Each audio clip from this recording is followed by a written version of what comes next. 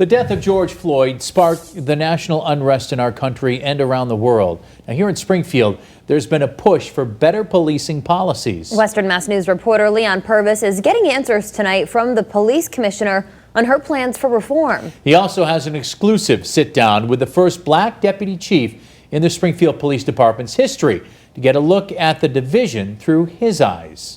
When I saw them looking at us, that's what I saw in return. They're saying, hey, we just want you to do good and be the best you can. So that's how the protesters want. They just want the police officers to be fair. Springfield Police Deputy Chief Rupert Daniel speaking with Western Mass News on his thoughts about the Black Lives Matter protests outside the Springfield Police Department back in June. Daniel, a Springfield native, tells Western Mass News many of the people in the crowd that day he's mentored, taught them karate and boxing. Daniel was promoted to deputy chief last October, becoming the first black deputy chief in the department's history. But like many black men in America, he's experienced racial profiling. I've been in department stores where I've been followed around, and I'm kind of like, why is this guy following me and stuff, and then I said, maybe it's because of my race. Deputy Chief Daniel grew up in the foster system. He's been with the Springfield Police Department for 37 years. He is also retired from the U.S. Army, serving for a total of 39 years, 23 of them in Special Forces, where he was awarded 2 Bronze Stars. But when he is not wearing a badge or in uniform, he is just like another black man in America. He says he has been pulled over by a police officer and didn't know why. I was actually going to a midnight mass, and I was in a nice car, and I got pulled over, and I asked the guy, why are you pulling me over? Because I know I wasn't speeding and stuff like that, and I never got a good answer. So I guess maybe they'd pull me over because of my color. I don't know. These types of experiences are something that stay with him. That's always in the back of your head. I think that's just part of being a minority in this country. Deputy Chief Daniel has 2 sons in their 30s. He tells Western Mass News he talks with them about how fast a situation can escalate in an officer-involved shooting. He says he's always instilled in them to remain calm and be respectful. I basically tell my sons, just don't escalate anything, If there's ever a problem, we'll just take care of it later in court. Within the Springfield Police Department, Springfield Police tell Western Mass News 51% of their patrol officers are black, Hispanic, or Asian. But back in July, a report by the Department of Justice showed Springfield has a pattern of misconduct. One of the cases cited in that report is the Nathan Bills case, where a former police officer is accused of beating Latino juveniles. Prosecutors say the officer told juveniles, "Welcome to the white man's world." He was charged in federal court and suspended from the department.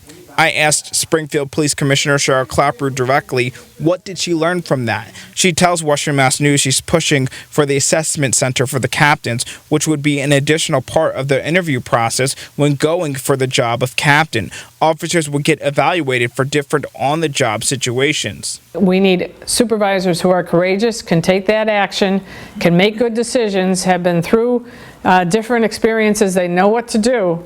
And Nathan Bills should never have happened.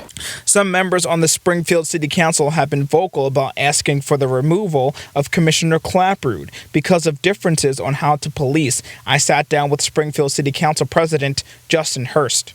As a former educator, that I would never, if I rose through the ranks from being a teacher to an assistant principal to a principal, I would never want to be the principal in my own building.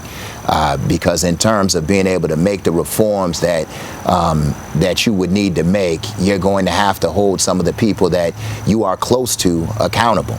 The police commissioner is in charge of hiring, firing, and promotions. Hearst would like to have a board of police commissioners who oversee the police department. Commissioner Clapper says she has no issue calling out officers if need be. If somebody's done something wrong, they're going to be held accountable. Springfield Mayor Dominic Sarno, who appointed Commissioner Clapper, agrees with her. I'll be the first one to stand up for our police department, but I've also, as you report, I'll be the first one to stand up and say if something is done wrong by the police department, we will deal with that and we will correct that situation. So what if something like what happened in the case of George Floyd, Breonna Taylor, or Jacob Blake happened in Springfield? If it means criminal charges, it means criminal charges. If it means dismissal, it means dismissal.